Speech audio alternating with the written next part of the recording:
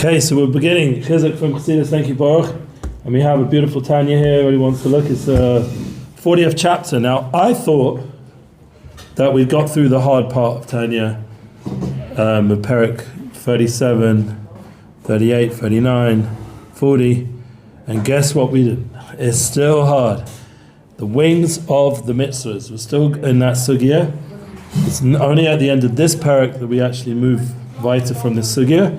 Not that I'm against learning the sugya. I think that it's actually very real, because having kavana and mitzvahs, especially in learning and davening, is something we can all get chizuk from.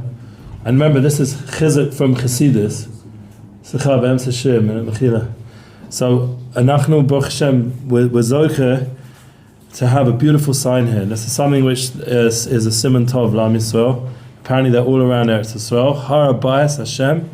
Har Habayit Hashem, what a schus that we're heading towards the base of English, just as our direction to Simone B'derech, that we're, as Yosef Kaduna sings beautifully, a lot of Simonim on the way, and we have to always keep in mind, what are we doing this for? I came Shabbos day, ran down from Shir David, Baruch Hashem, we still had Musaf, so I was able to Chaparayan and another Kedusha, and because Kohanim and my son. And then we got to Baruch Hashem have a little bit of a l'chaim, a kiddush, and a drosha. The main focus was about giving chizuk. This is Parshas Shmos, Parshas V'yeira, the Shovavim, the special Tekufa we're in, to try really bring a Shovavim energy into the world that will help Shuva Bonim Shovavim, that we're all going to come back to Hashem. The hearts are open. So we should work really a lot on improving what we're doing, our mitzvahs, what we're mechavein, when we say aleinu l'shabech, we should have in mind that we want to be able to have the malchus shakai, that's a big tikkun during Shovavim, to fix up the shem shakai, which is all to do with kedushas abris, to have a koyach to really have a strong connection with Hashem and increase that through learning, through Tefilah. My son told me when he came back from the Talmud Rebbe, he said by saying the names of the Shvatim, that itself, the Shemus of Tzaddikim, but the Shemus of the Shvatim, this week's Parsha, or last week's Parsha, excuse me. And it mentions Avram Yitzhak this week's Parsha as well. The idea of bringing out again and again the Tzaddikim of Bereshis will give us the chizuk through Shmos, through the Golas, to go to Gula. And we have to realize we have to makasha ourselves. I had in mind a little bit during Mincha Marav, I had a good thought for 1 second when I wasn't feeling the pain of this crazy toothache that came out. I kept saying it came out of nowhere, but that's not true. It came from Hashem, and I'm very honest with myself. I know when I maybe haven't spoken the best, Hashem's given me a little bit of a tikkun, something out of nowhere, to mechaper. I was sick for a few weeks, and I've had this, this burn, and you get these little kaparas, and Hashem's like cleaning you up, knock, knock. If anyone can see, I've got a scar above my eye. Wow. Yeah, and over here. I fell once running to go to help build a studio, then it wasn't meant to be. And I ended up in the hospital and ended up poor. Hashem knows when He's knocking us around, for not because Chas Shem He doesn't love us, it's because He loves us and He helps us clean ourselves up, and our body can sometimes be the kli to just, help us. But, we always daven that it should come through positive ways. So one of the ways we want to clean ourselves is not through, God forbid, suffering. We want to Hashem Shemenu. We want to clean ourselves up through learning. If we're doing mitzvahs like we're doing now, learning Torah on a day in Teves, it's the Yahrzeit, the Baal Tanya this week. It's actually tomorrow night already. Chaf Dalet Teves, the Baal Tanya, the Alter Rebbe, and we're learning his Svarim. I'm looking at his holy sefer, and we're in Eretz Yisrael, and we're learning on the Yahrzeit, such a big tzaddik, the Baal Tanya. There's also Rav Desser's Yahrzeit as well, and we have to machazik in what's in front of us. He says the wings of the mitzvahs. So Shmuel Diamond, who's actually in India right now, funny enough, he phoned me actually Erev Shabbos in India. He a review on the mitzvahs and the lo lishma mamish. He gives a great summary. Torah study with no kavana creates malachim of yitzira. Mitzvahs without kavana creates malachim of asiyah. These are the lower worlds. So when you don't have intention when you're learning and davening, one of the things we're joining up with for Gedalia as a fan is called the Kavana App. Anyone heard of the Kavana App? Yeah. Nechemia Goldberg, an old friend of mine. So he was one of the musicians that when I did a battle of the bands in Great Synagogue, his band won it. It's funny because one of his other friends of drama was also going around doing a lot of cover songs. He just did one of 21 Pilots. But anyway, Lahavdil, so Nechemia has Goldberg has this Kavana App, and he's collaborating with the Gedalia Fenster event, the Shem Shemayim. He wants to help bring more people to Gedalia, but he also wants to get more awareness about his app. So we made a collaboration thing, and Baruch Hashem, other people can do that as well. But the main Nakuda of Kavana, having Kavana, helping people have more intention to connect to Hashem, is something very much it's in line and aligns with what Gedalia talks about, and even more so with what we're learning today in the Tanya. The Torah study with Kavana is a whole nother level. It goes much higher. It gets stuck on the lower worlds when we don't put the energy into it that we should. Torah study of an ulterior motive remains in the physical world, as the Zohar says. What's the point of toiling, even in Torah, if it's for selfish reasons? We mentioned this already. The idea to when it'll be a rabbi or power or glory. One of the things we're trying to do for Brengen here every week is that there shouldn't be any cover to anyone. It's just us coming together and connecting as chevra. There's no mashpia, there's no rav. We're just together. I mean, it's important to have that as well, but it's nice once in a while just to be together without any of the cover. We're just together. Other than cover the Torah, Hashem and His Torah are one. But from the perspective of creation, there are two ways in which the divine light is diminished. So there's two kinds of diminishments. One, via the Simsum, the divine light is diminished quantitatively, like an aperture. This allows for the existence of the physical world. So we have to realize the Simsum, the constrictions, is for our good. Like everyone in business or in life can all testify that before they became successful, they suddenly had a Simsum, a constriction. Agreed? Everyone had some sort of something that happened in his life before the Shefa came and the good news came. There was some sort of constriction. Yeah, before you give birth to a baby, yeah, a woman has to go through heavily labor. Yeah, she has to go through the birth pangs, just like before Mashiach comes. So that before the Besorah Tova of a new baby, a new Am Yisrael, a Mashiach world, we have to go through the Chevlei Mashiach. So that's the idea. There's a Simsum is for our good, because it's preparing for the Shefa. It's a time of tremendous growth and opportunity. And the second, and in this case, it leads to creation, yeah, because it's a way that Hashem's divine light can be diminished enough that the creation gives us the opportunity for bechira, etc., free will. Via Hest upon him, the divine light is diminished qualitatively, like a filter. This conceals the experience of Hashem's presence and allows humans the ability, in the most extreme cases, to deny the existence of Hashem. So you meet people every so on. I've been reading the books of the hostages. So you read about Eliyahu Cohen, or you listen to him speak, and he has emunah, b'tochen, and trust. And then you read Eli Sharabi, he has a lot of positive nekudas, but he doesn't say beferish from so far where I'm at in the book that he believes in God. Seems like no, yeah. So even after everything he's gone through, and he was around people like Eliyahu and good Shem Tov and all these good people, even in a terrible place, and a lot of people had a real gili of Hashem. His path is not so much to focus on that. He focuses on the Messiah, Masorti. No judgment. It's just this is how he's writing his book. It's public. It's not like I'm saying something custom. And it gives Hashem gives that permission for people to think this way. The predominant hest upon him of the world takes place through Klippas Noga. Okay, so that's Shmuel Diamond's summary. Let's hear what the Baal Tanya says beferish inside. And there should be a schus for everyone. Everyone needs Yeshuas. Right now I need a refuah. I don't know where this came from, other than I need to do tshuva. Shabbos I was fine. I felt a little bit sore. Then Sunday morning everything was fine. I put a little bit of mouthwash over here. And then I put some salt water. It's the thing to get rid of the infection. And I really zhushed it around, and then the pain came. So maybe what I did was I revealed there was an infection, and now it's finally being dealt with. So I also took a l'chaim because the pain was going crazy. I was just l'chaim. But we should all have refuahs, we should have Yeshuas, and the schus of the Baal Tanya. He opened up the spiritual realms and the neshama for all of Am Yisrael, better connect. This is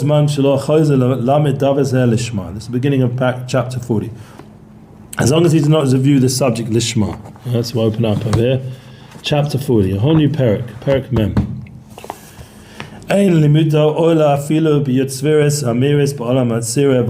His study does not ascend even to the 10 spheres which radiate in the worlds Yitzir and Asir, not to mention the spheres of Bria.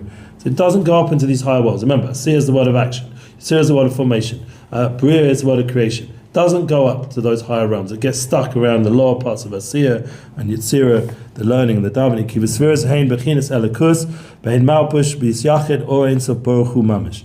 But the spheres are a level of godliness, and blessed Ein Sof is clothed within them and is united within them. If you learn the Derech Mitzvah about Mon Elikus or any other Sfarim, you'll get a big chizuk on what it means to understand how Hashem's spheres are Elikus. Even though they're Kalim and they're expressions of Hashem, but somehow they're also Elikus at the same time. It's obviously a very deep concept that the Ein Sof is clothed in these spheres.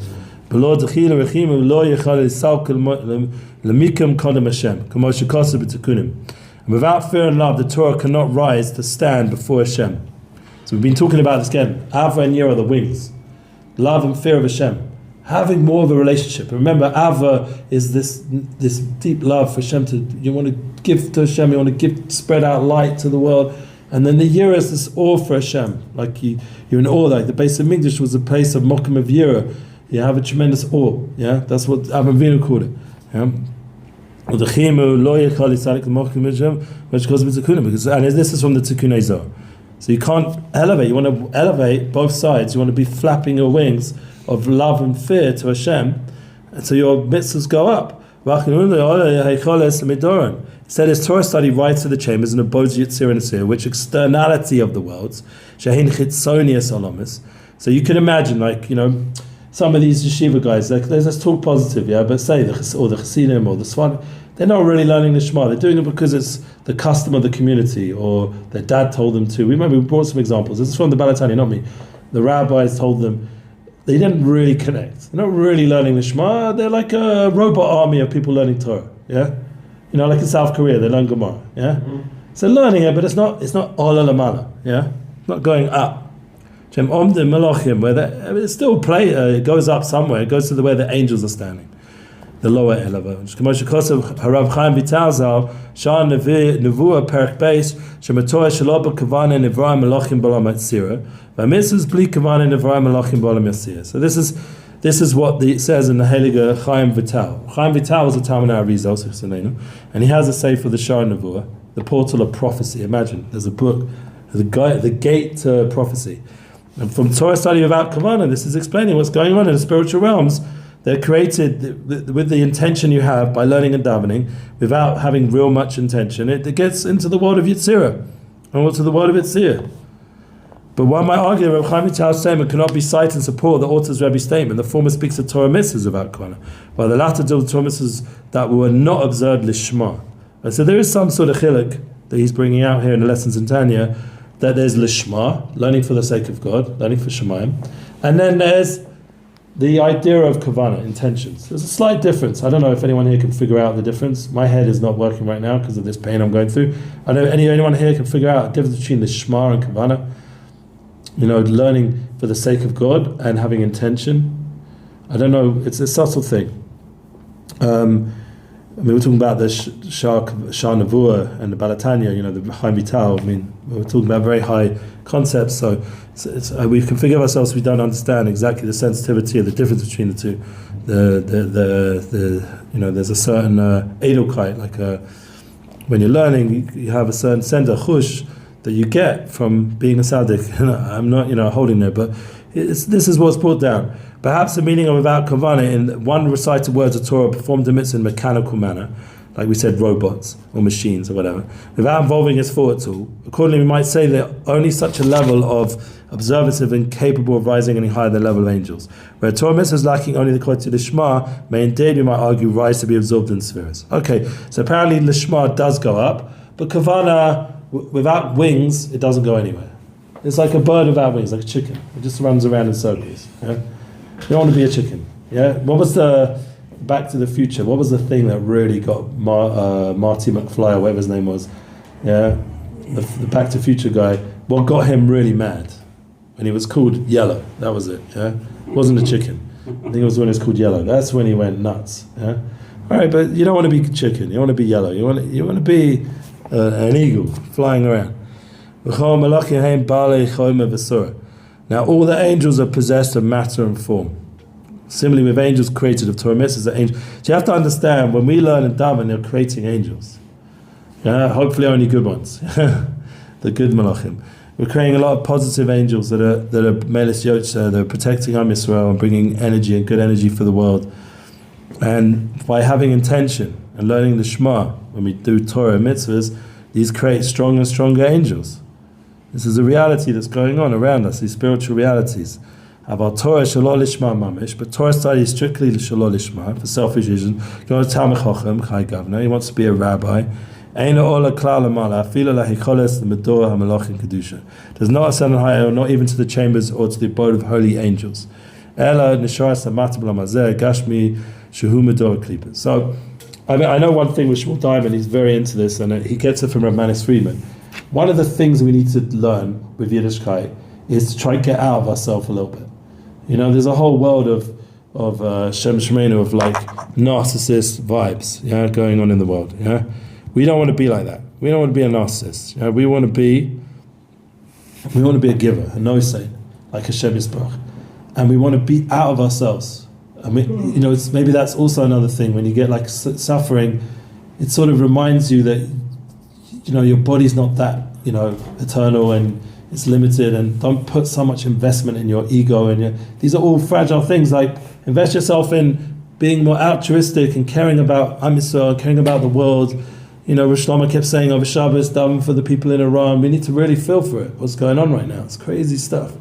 Really start to get out of our heads a little bit. A little bit of a toothache. They're going through riots, They could be shot down, like crazy stuff going on, and it could change the whole geopolitical situation and could bring tremendous issues for the world. We need to daven for it. We need to have in mind, we're davening, to have a bit of mindfulness for those people.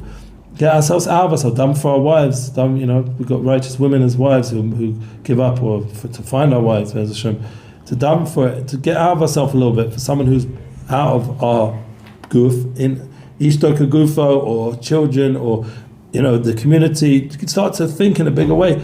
That's one of the ways you start to, like, even the Manis Friedman says, takes example of relations, when you start to not think of it as doing something, as a thing, and you start to, it becomes like, once again, it becomes like a higher experience where you're doing a mitzvah and you're connecting into a soul, and it's a whole nother level. And thinking about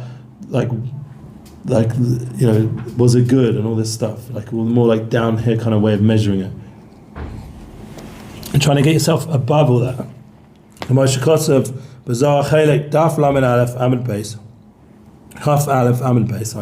is all in the Zohar, and this is the notes. The spoken words ascend and pierce the heavens, evoke what it evokes. Or Tov Tov. If the word is good, a word of Torah and the like, it evokes good. Ein Sham V'daf Amin Aleph Malei Deraisa Da'ave Minei Kula Salik. Know that from a world of Torah, a voice is formed which rises. So this is what's going on. Every time we're learning, we're piercing the heavens, we're evoking good, the Torah, and the world of Torah is forming when we learn powerful concepts from the Zohar. The voice of Torah and prayer ascend on high and pierce the heavens. You start to understand the Zohar, how powerful and effective learning and davening is. It breaks open the heavens, it changes the real worlds, and start to think a little bit in that way, that it's beyond than just what we need down here, like our little panasa stuff. That's like a small Tefilah. This is Sarche Olam. It's much bigger stuff going on, a weakened influence. With our Tefilah, while we're in this world, we can bring down a lot of energy for the world, for our family, for Am Yisrael. We have to be real with ourselves, but this is like, taking us out of this smaller way of thinking. The Baal Tanya bring us the Zohar, bring us the Kabbalah, bring us the Panimius, that we have a much bigger effect in reality. It's similarly written in the Zohar, commenting on the verse, what profit has a man, all his toil and his labours under the sun? And we know this is from Kehalis, So it's the only man's labour under the sun, he's toiling in mundane things to get profit, this and that. The labour of Torah is above the sun. That's what I'm saying. If they go a bit above the world, it does indeed profit a man. The Zohar through Sib, when you're learning and davening, you're going above the world. The Fima Alma Deraisa or Avid Begin Yakari, even with the Torah, if one does it for his own glory, then it goes back under the sun when you're doing it for yourself. Whereas if you're doing it for Hashem, you're doing it in the Shema, you're doing it for Kavana, it goes above the world, above the sun. And this is the meaning of saying of our sages, happens a man arrives here on high in Shemayim with the Torah in his hand. So the way he understands that Chazal in Pesochim, Daf Nun, is then the Torah comes with him into Shemayim. And he's taking the Torah in a higher place. And when you're after 120, the Torah comes with you because it didn't get stuck down here. It wasn't for the sake of this small world of honor and silly things. It was for a much bigger picture. Yeah, and obviously we know that this is a process. We're not like jumping to these levels. We're learning about it to help us. And we'll do one more thing, just because we mentioned about this idea of Bechira and Simsum and all this stuff. Although the Torah and the Holy One, blessedly, are altogether one, for His will are one, and the Torah represents His will, never the Torah will not ascend on high without Kavana. So we have to try put in Kavana. Remember we learned the other day from the previous chapter that if we learn with Kavana after the fact, that will fix up the previous Torah and the previous Tefilah as well. There's always ways to elevate everything after the fact also. The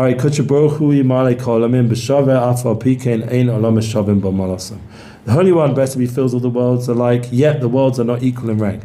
Is due to the recipient's divine life force is twofold. The higher worlds receive an illumination infinitely greater than by the lower worlds. The higher ones receive illumination without as many garments and veils as the lower one. And this lower world, there's all these contractions,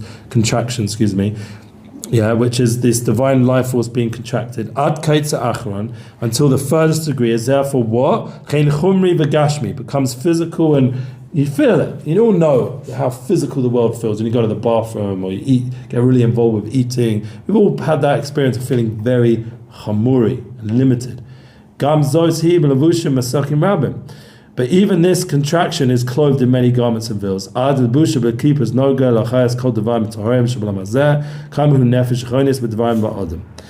it's clothed in this translucent shell we've talked about many times, to give life to all the clean permitted things of the world, including the animated intellectual soul in man. Therefore, when the animating soul speaks words of Torah or prayer without Kavana, what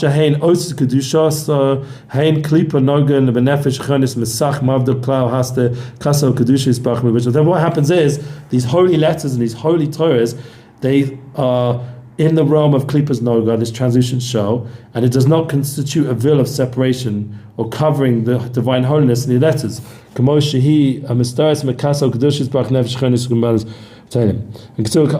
now if we would sit here and just talk about whatever, so then the cover-upness of this world would be experienced. But once we bring the Kedusha of the Osis and the Torah into this experience, so now we start to break through a little bit. Like we said, we start to pierce through and we start to enter a little bit into the higher realms. And that's with Kavana, obviously. Yeah? And the divine holiness and the animating soul, other clean living creatures, also start to reveal their Kedusha, because now we're elevating everything around us. But if not, they are concealing the godliness. For although no place is devoid of Him, really there's only Hashem, and everything's being animated by Hashem, and all the living creatures being animated by Hashem. He is the most hidden one of all hidden, and it's called a hidden God. He is hidden from His creations. It's like we're playing hide and seek with Hashem. It's a famous Torah the Maggid gave over to the Baal Tanya, to his Talmidim, the idea that Hashem plays hide and seek with us. We have to seek Him out. That's how the creation is. To seek it out within creation. I think we'll stop here because it's already getting along. But the main nakuda I would say from this is, one, put a bit more energy into learning with Kavana, with intention. Try to do it for a higher reason. Realize that that's really what's going to elevate everything around us. And to realize that Hashem put into creation this contraction and these constrictions for our sake, so we can seek Him out. We choose Him. We work for Him. We toil for Him. We make an effort for Him, and it shows our dedication to Hashem that we constantly, especially now before Mashiach comes, that we're putting in such an effort when things feel so hidden, and yet we put such an effort. And you come out with Elia Cohen from the hostage situation. He comes to a close relationship with Hashem from such darkness. This is our generation. We have that ability to really break through and see the godliness and bring it to the lowest place of all of creation. And with that, B'ez Hashem, we zocher to Mashiach Tzidkeinu b'mhei v'menu. Amen.